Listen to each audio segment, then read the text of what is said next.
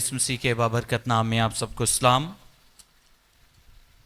आए मेरे साथ निकालें खुदा के ज़िंदा पाक कलाम में से नए अहदनामा में से रोमन्स की कलीसिया के नाम पौलुस रसूल का ख़त, उसका पहला बाब।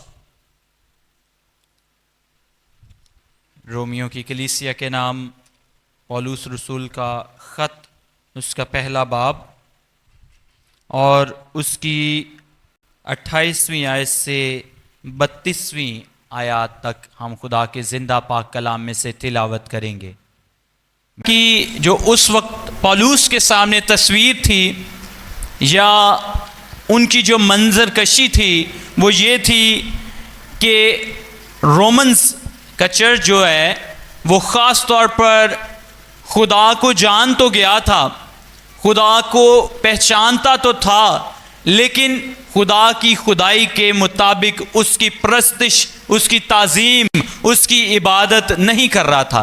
इसलिए पौलुस जो है उनको तंबीह के तौर पर लिखता है कि अगरचे उन्होंने खुदा को जान तो लिया, लेकिन उसकी खुदाई के मुताबिक उन्होंने उसकी इबादत और उसकी ताज़ीम ना की। और फिर 28वीं आयत से लिखा है, और जिस तरह उन्होंने खुदा को पहचानना नापसंद किया, उसी तरह खुदा ने भी उनको नापसंदीदा अक्ल के हवाले कर दिया कि नालायक हरकतें करें।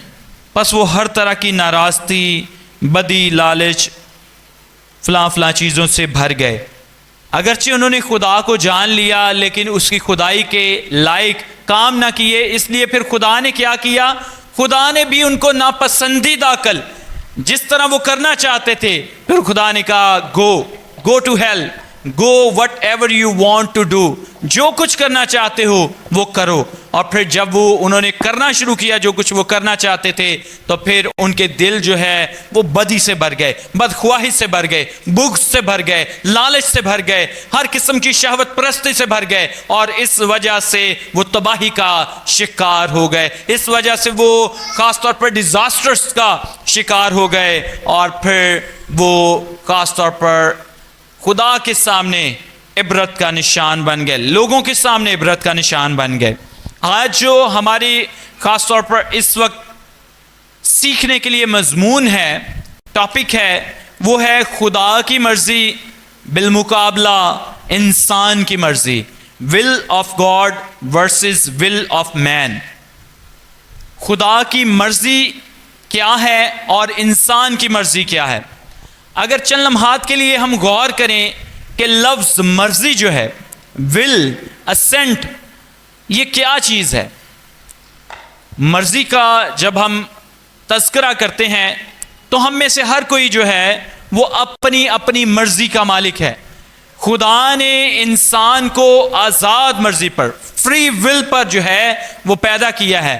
खुदा ने इंसान को अपने हाथों से तख्लीक किया, हमारे नथनों में अपना दम फूंका, लेकिन खुदा ने इंसान के सामने नेकी और बदी को रख दिया, और चुनाव या सिलेक्शन जो है वो हम सब पर छोड़ दी है।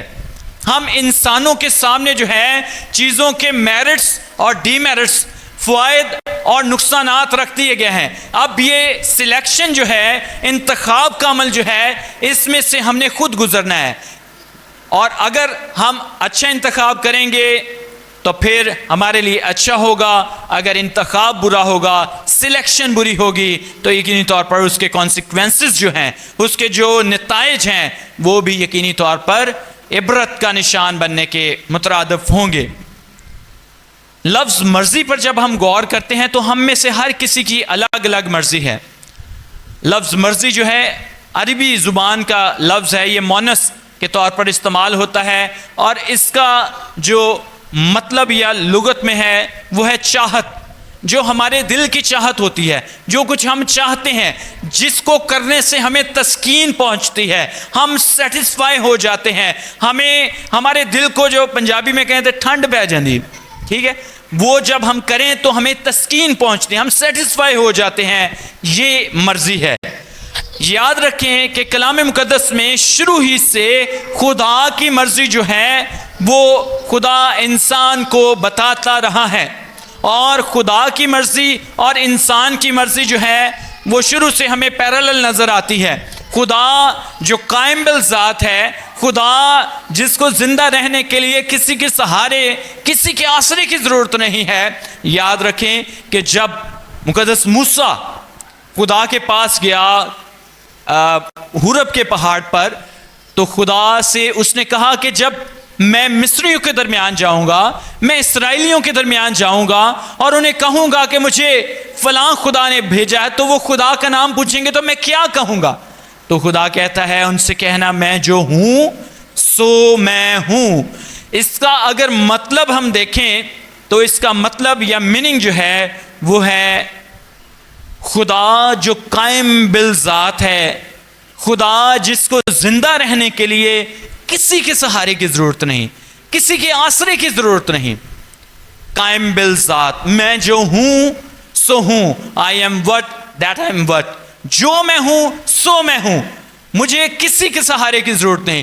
لیکن دوسری طرف انسان جو ہے وہ خدا کے ہاتھ کی تخلیق ہے، وہ خدا کی پیدا کردہ ایک کاریگری ہے، اور خدا نے خود اسے تخلیق کیا ہے اور اس کے نتنوں میں اپنا دم پھونکا ہے۔ اور ایک انسان جو اس کی بنائی ہوئی زمین پر رہتا ہے، جس نے پوری کائنات کو بنایا ہے، وہ انسان جو ہے اس خدا کے سامنے اپنی مرضی کو رکھ رہا ہے، اور خدا اپنی مرضی کو اس کے سامنے رکھتا ہے، لیکن انسان اپنی مرضی کو ترجیحاً اس کے اوپر فوقیت دیتا ہے، جس کی وجہ سے آج کا انسان نقصان میں ہے۔ اگر ہم خاص طور پر خدا کی مرضی کو جاننا چاہیں، خدا کے پاک کلام میں سے چند ایک آیات میں بیان کرنا چاہوں گا۔ اگر آپ میکا نبی کا صحیفہ دیکھیں، میکا اس کا 6 باب اور اس کی خاص طور پر 6 سے 8 آیات خدا کے پاک کلام میں سے، میکا نبی کا صحیفہ اس کا 6 باب اور اس کی 6 سے 8 آیات تک، یا 8ویں آیت ہی ہم پڑھیں گے۔ وہاں لکھا ہے، اے انسان، اس نے تجھ پر اپنی نیکی ظاہر کر دی، خداوند تجھ سے اس کے سوا کیا چاہتا ہے کہ تو انصاف کرے اور رحم دلی کو عزیز رکھے اور اپنے خدا کے حضور فروتنی سے چلے۔ خدا انسان سے کیا چاہتا ہے؟ یہاں خدا میکا نبی کی معرفت فرماتا ہے کہ خدا چاہتا ہے کہ تو انصاف کرے، تو رحم دلی کو عزیز رکھے اور فروتنی سے اپنے خدا کی حضوری میں چلے۔ یہ خدا کی مرضی ہے۔ اگر ہم استثناء کی کتاب کو دیکھیں جو شریعت کی کتاب ہے، وہاں اس کے 6 باب کی 4 آیت میں لکھا ہے، سن اے اسرائیل، خداوند ہمارا خدا ایک ہی خداوند ہے، اور تو اپنے خدا سے سارے دل، ساری جان اور اپنی ساری عقل اور طاقت سے خداوند اپنے خدا سے کیا رکھ؟ محبت رکھ۔ بڑا اور پہلا حکم یہی ہے۔ اور اگر ہم انجیل مقدس میں آ جائیں، نئے عہد نامہ میں آ جائیں، تو فقی اور فریسی جو ہر وقت یسوع مسیح کو پکڑوانے کی در پر رہتے تھے، یسوع مسیح کو خاص طور پر شریعت کے معاملات میں اکسانے پر رہتے تھے، انہوں نے یسوع مسیح سے پوچھا، ہمیں بتا تو کہ تیرے نزدیک سب سے بڑا حکم کون سا ہے؟ یسوع مسیح نے کہا کہ اپنے سارے دل، ساری جان، ساری عقل اور طاقت سے خداوند اپنے خدا سے محبت رکھ۔ بڑا اور پہلا حکم یہی ہے، اور دوسرا اس کی مانند یہ ہے کہ تو اپنے پڑوسی سے اپنی مانند محبت رکھ۔ خداوند یسوع مسیح یہاں ایڈیشن کر رہے ہیں۔ یاد رکھیں کہ مقدس یوحنا کے خط میں یہ لکھا ہے کہ اگر کوئی شخص کہے کہ میں خدا سے محبت رکھتا ہوں اور اپنے بھائی سے جسے وہ دیکھتا ہے محبت نہ رکھے، تو وہ شخص جھوٹا ہے، وہ لائر ہے، کیونکہ جس خدا کو اس نے دیکھا نہیں اس سے کیوں کر محبت رکھ سکتا ہے؟ جس بھائی کو وہ دیکھتا ہے اس سے نفرت کرتا ہے، تو خدا سے بھی پھر وہ نفرت کرتا ہے۔ خداوند یسوع مسیح نے یہاں خدا کی مرضی کو ہم پر ظاہر کیا ہے کہ خدا یہ چاہتا ہے کہ ہم خدا سے محبت رکھیں، اور اس کا نشان یہ دیں کہ ہم انسانوں سے محبت رکھیں۔ Love God, love people, love people, love God. اگر ہم خدا سے محبت رکھیں گے تو نیچے انسانوں سے محبت رکھیں گے. اگر نیچے انسانوں سے محبت ہے تو یہ نشان ہے کہ ہم خدا سے محبت رکھتے ہیں. سو خدا کی مرضی یہ ہے کہ ہم ایک تو خدا سے محبت رکھیں, دوسرا انسانوں سے محبت رکھیں, فروتنی سے رہیں, انصاف کریں اور اپنی زندگی کو اس کی تابع فرمانی میں گزاریں. یاد رکھیں کہ کلام مقدس میں ہمیں بہت سی مثالیں ملتی ہیں خدا کی مرضی کو جاننے کے لیے, اور پھر بہت سی مثالیں ایسی ملتی ہیں جنہوں نے خدا کی مرضی کو رد کر کے اپنی مرضی کو اوپر رکھا, اپنی مرضی سے وہ چلے اور پھر وہ نشان عبرت بن گئے. اور آج دنیا میں جو ہے وہ خاص طور پر وہ شخصیات جو ہے وہ عبرت کے طور پر جانی جاتی ہیں. ان کے اگر نام کتاب مقدس میں ہیں تو ان کے ناموں کو ہم اپنے بچوں کے نام پہ نہیں رکھتے. اگر ہم یہودا اسکریوتی کا نام دیکھیں تو کوئی بھی شخص جو ہے کرسچن ایسا کوئی نہیں جو اپنے بیٹے کا نام یہودا اسکریوتی رکھتا ہے. اسی طرح اگر کوئی ایسے کریکٹر ہیں بائبل میں جنہوں نے خداوند کی مرضی کے خلاف کیا ہے کچھ, تو پھر بھی اگر کوئی بھی پڑھا لکھا شخص یا سنجیدہ مسیحی ہے تو وہ اپنے بچوں کے کبھی بھی وہ نام نہیں رکھتا ہے. لیکن بعض اوقات دیکھا گیا ہے کہ لوگ بغیر سوچے بغیر سمجھے صرف یہ دیکھتے ہیں کہ یہ نام بائبل میں ہے اور وہ رکھ لیتے ہیں. یاد رکھیں کہ جو کچھ ہم اپنے بچوں کے نام رکھتے ہیں, ہمارے بچوں کے نام جو ہیں ان کی زندگی پر اثر انداز ہوتے ہیں. اگر میرا نام کاشف ہے تو یاد رکھیں کہ یہ میری زندگی پر اثر انداز ہوتا ہے. پاسٹر آصف کا نام آصف ہے, پولوس بھائی کا نام پولوس ہے, تو ہم سب کی زندگیوں میں ہمارے نام جو ہیں وہ اثرات رکھتے ہیں. کلام مقدس میں اگر دیکھیں تو بہت سے ایسے نام ہیں جو موقع کی مناسبت سے رکھے گئے, جیسے یابیز. یابیز کا نام جو ہے اس کی مناسبت لکھی ہے کہ اس کی ماں نے اس کا نام یابیز اس لیے رکھا کہ اس نے دکھ کے ساتھ اس کو پیدا کیا. اور اسی طرح یکبود ایک ہمیں نام ملتا ہے. یکبود جو ہے ایلی کاہن کے پوتے کا نام تھا. جس دن جنگ میں عہد کا صندوق اسرائیلیوں سے چھن گیا اور خاص طور پر ایلی کاہن کے بیٹے مر گئے اور ایک شخص میدان جنگ سے واپس آیا, تو اس وقت اس نے ایلی کاہن کو بتایا کہ عہد کا صندوق چھن گیا ہے, تیرے بیٹے مر گئے ہیں. اس وقت ایلی کاہن کی بہو جو ہے وہ پریگننٹ تھی اور اسی وقت اس کے بیٹا پیدا ہوا اور اس نے اس کا نام یکبود رکھا. یکبود کا مطلب ہے کہ شان, حشمت اور جلال ہم سے جاتے رہے. کلام مقدس میں ایسے بہت سے نام ہیں جن کے خاص مقصد ہیں, لیکن اگر ہم میں سے کوئی اپنے بچے کا نام یکبود رکھ لیتا ہے تو پھر ہمیں سوچنے کی ضرورت ہے. اس کا مطلب ہے کہ ہم بائبل کو پڑھتے تو ہیں لیکن سمجھتے نہیں. اس لیے جب بھی آپ اپنے بچوں کے نام رکھتے ہیں, آپ کو کوئی کہتا ہے کہ آپ چرچ جاتے ہیں, ہمارے بچوں کے نام رکھیں, تو بڑے سوچ اور سمجھ اور خاص طور پر وقت لے کر پھر سوچ سمجھ کر ان کو بتائیں, تاکہ جو نام آپ رکھیں گے وہ ساری زندگی اس کے ساتھ ساتھ چلے گا. سو ہم دیکھ رہے تھے کہ خداوند کی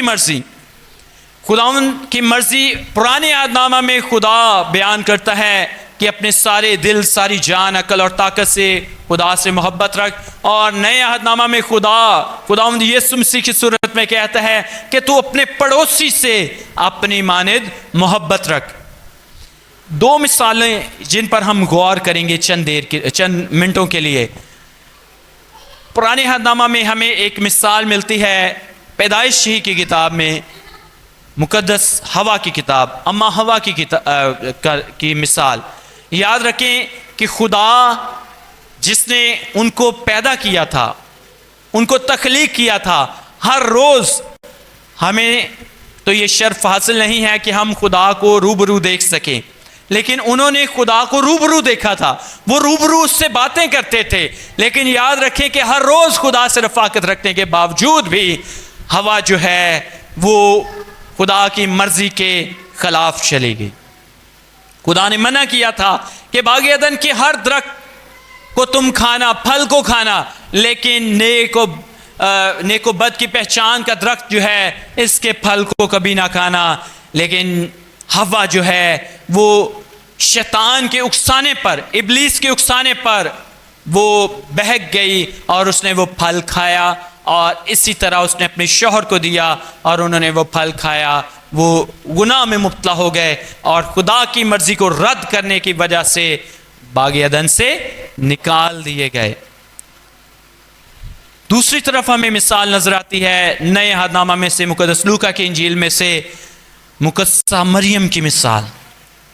مقدسہ مریم کے بارے میں لکھا ہے کہ جب کہا کہ میرے لیے تیرے قول کے موافق ہو، ایک طرف ہوا ہے اور ایک طرف مقدسہ مریم ہے، ایک طرف خدا ہر روز ان سے رفاقت رکھتا ہے، ٹھنڈے وقت میں ان کے ساتھ باتیں کرتا ہے، ہر روز شاید خدا ان کو بتاتا ہوگا اے میرے بیٹے، اے میری بیٹی، سب کچھ تو کر سکتا ہے، سب کچھ تو کھا سکتا ہے، صرف یہ چیز نہیں۔ لیکن پھر بھی وہ بہک گئے۔ اور دوسری طرف مقدسہ مریم ہے جن کو صرف اوپر سے آسمان سے یہ پیغام ملا ہے اور وہ کہتی ہے کہ میرے لیے تیرے قول کے موافق ہو۔ ایک طرف